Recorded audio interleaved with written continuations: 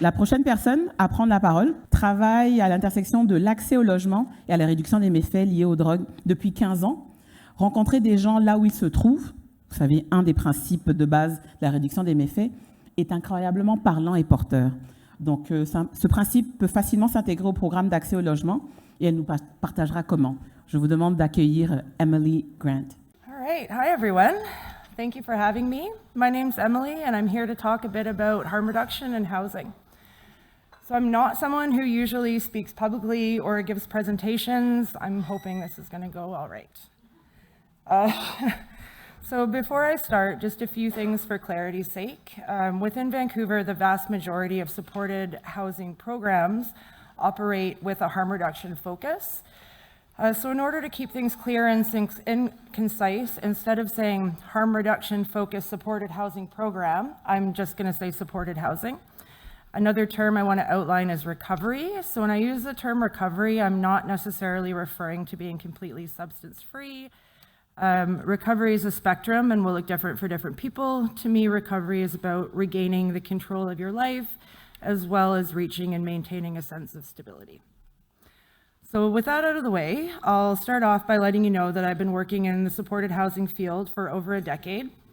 I've been in positions of leadership for the past 8 years, where I've been managing supported housing programs in Vancouver and in Vancouver's downtown east side. So today I want to discuss some harm reduction principles and strategies, as well as tools that have become available over the years. I'm also going to talk a bit about implementation and access, and I'll touch on what in my experience helps to make harm reduction housing programs successful. But first, I'd like to get everyone thinking about kind of the basic building blocks, like the structure of harm reduction. When you strip it down to the basics, it's about autonomy, choice, and maintaining dignity. It's about giving agency to individuals and how this is not only a first step in many people's recovery, but that these things are a required constant within all harm reduction environments. Autonomy, choice, and dignity combine to create the soil from which resilience can grow. So I first heard about the idea of blending harm reduction and housing back in 2009. The concept was presented at the time as Housing First. So I remember seeing posters for a research study called the 𝘤𝘰𝘯𝘬𝘬𝘬𝘬 project. It was a 3-year study across 5 Canadian cities where the Housing First principles were applied. And unhoused individuals had a chance at receiving housing with access to ongoing subsidies as well as supports for the study period. The study intended to show that housing individuals in need was more cost-effective for taxpayers than having them access emergency services and navigating the shelter system. Each city's target population was slightly different, but the common factor was that all participants across Canada were unhoused. The posters that I saw outlined the focus in Vancouver, which was providing housing to folks who were deeply entrenched in their substance use, many of whom were also experiencing negative mental health challenges and were regular consumers of emergency services. So the idea of providing housing to those in need without requiring them to solve what can sometimes be unsolvable problems prior to attaining housing isn't and wasn't a new idea. Housing First had been implemented in New York since the mid-90s, but hadn't been put to play in Canada, at least not on a large scale, until the 𝘤𝘰𝘯𝘬𝘬𝘬𝘬𝘬 project. So the idea behind Housing First is the concept that people generally do better when they have the safety and structure that comes along with having a place to live. And when folks don't have to focus on meeting their immediate needs, they can look at taking the steps to better themselves as well as their situation. Folks who are marginalized due to substance use, mental health, poverty, and those who wind up unhoused have a much better success rate in terms of moving forward with their recovery when they're provided these supports and amenities. So the 𝘤𝘰𝘯𝘬𝘬𝘬𝘬𝘬 project provided subsidies that were managed through the Mental Health Commission of Canada in conjunction with local service providers. Service providers sourced a stock of market rental housing and organized subsidy payments. Study participants were able to receive rental subsidies from $500 to $800 a month, which even now is almost unheard of. Another really unique thing about these subsidies were that they were linked to the individual themselves and not to the apartment, meaning that if the person moved during the study, their subsidy moved with them. Participants were given the choice of their area where they wanted to live, within reason, of course, but the ability to choose their neighborhood was important and led to a bigger sense of community and belonging. Participants were able to access a network of support workers who could in turn link them with doctors, psychiatrists, OTs, and other service providers that were previously difficult to access. Poverty, marginalization, substance use, and homelessness are vicious cycles. Once an individual feels that they have essentially been outcast and ostracized from society, they're even more likely to slip farther towards the fringes. This project was able to help return dignity to a number of participants for whom this was a reality. The project helped to support folks as they integrated back into community settings and brought a renewed hope for many of its participants. So it wasn't until a few years after that that I started working in the supported housing field. Initially, I was on an outreach team, and then I transitioned to shelter work.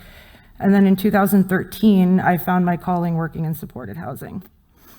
So there are about 7 or 8 really well-known government-funded, harm reduction-focused supported housing service providers in Vancouver.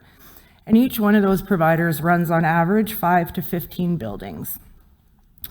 Many of the supported housing programs in Vancouver are similar, especially in East Vancouver.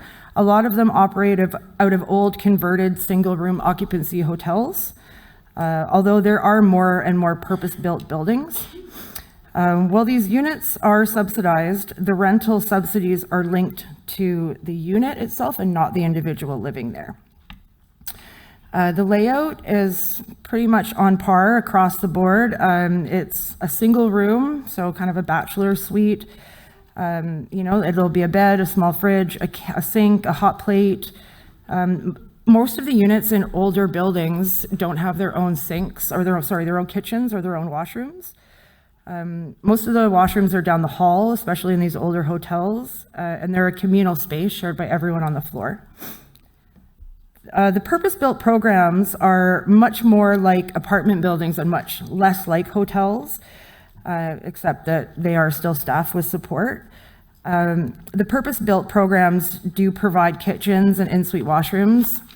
However, units like this are tenanted quickly, and tenants tend to remain in programs like this long-term, so vacancies in purpose-built programs don't come up very frequently.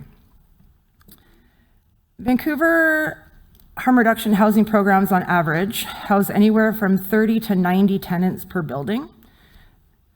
There are larger programs that house upwards of 150 tenants. However, this isn't as common, especially in the downtown areas. Most harm reduction housing programs are staffed 24/7 with support workers. These are dedicated staff who are trained in a variety of areas like mental health awareness, crisis de-escalation, harm reduction practices, including drug poisoning reversals, as well as things like motivational interviewing and trauma-informed care. When I first got into housing work in 2013, Vancouver was already seen as being at the forefront of harm reduction in Canada. We'd had Insight for over a decade. We had the Salome program, and after that, the Naomi program, where long-term opioid users were able to access injectable diacetyl morphine or hydromorphone within a clinical setting. We had doctors prescribing methadone carries, Cadian, and Dilaudid tablets to opioid users years before safe supply was a term. And while the VPD didn't have the best reputation, they did usually avoid pressing charges for possession. Housing programs provide harm reduction supplies, and it was expected that frontline staff would use harm reduction techniques and strategies like setting up safety plans with tenants, performing building walkthroughs, and doing room checks for anyone not seen within the last 24 hours. Staff who took the concept of harm reduction a little farther were often able to build and maintain strong, supportive relationships with tenants due to their approaches, which heavily featured patience, understanding, and empathy. In 2013, frontline staff in Vancouver started seeing a huge spike in overdoses that could not be reversed by rescue breathing or CPR. The rate of response in supported housing grew from 1 or 2 a week to 3 to 4 per day. And by 2014, we were seeing 3 or 4 poisoning reversals per shift. At this time, the only access to naloxone, outside of it being administered by healthcare professionals, was by prescription. The only folks who were able to get a prescription for it were current or former opiate users. Getting a prescription itself was often a challenge and almost always stigmatizing. Not to mention that carrying that kit on you was like wearing a huge sign that said, "I'm a drug user." Because it was a prescription drug, there was a lot of red tape in terms of access. There were also doctors who wouldn't refill a used prescription if they were told that the naloxone was used on someone other than who it was prescribed to. Because there was such a restricted supply, it wasn't available in shelters or available to housing providers. The site that I worked at was experiencing a significant number of poisoning reversals. So I started to think about how we could circumnavigate these regulations in order to bring naloxone into our housing programs.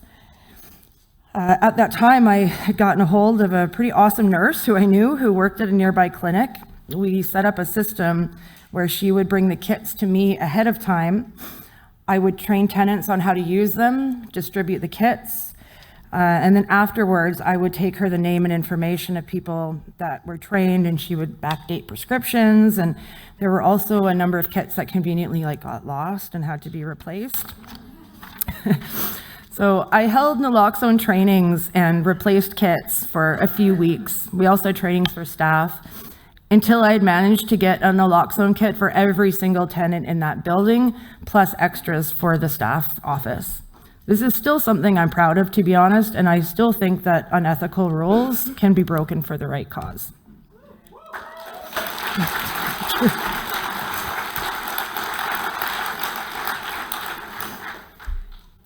In 2016, with no end in sight to the opioid crisis, a public health emergency was declared, and naloxone was changed to an unscheduled drug, making it available over the counters. The BC CDC began their Blue Box program, which stocked housing programs, shelters, as well as community centers. Naloxone quickly became one of the most readily available tools that we have in terms of responding to drug poisonings. A few years later, naloxone was accessible almost everywhere. There were more OPSs and SCSs popping up, like safe consumption sites and supervised injection sites. But people were still dying needlessly from this poison supply. There were less people who were dying on the streets, but more people were dying while using at home alone. So we were able to link up with the Brave Co-op. They had created this Wi-Fi button that was connected to a cell phone or tablet. So we had installed those in one of my programs. It was really, really helpful. It was just an emergency press button that would then send an alert to the phone and let us know what unit or what area the button was pushed. So the Brave buttons helped us save countless lives and were still at use within the program when I left 3 years earlier. Moving forward, I'm with my current employer, and I am lucky to manage one of the larger purpose-built programs. We are really lucky to have a safe use room on site, staffed by peers. It's like a small version of an overdose prevention site. So a couple of booths separated by a partition. We have a peer on site who oversees the tenants using the space.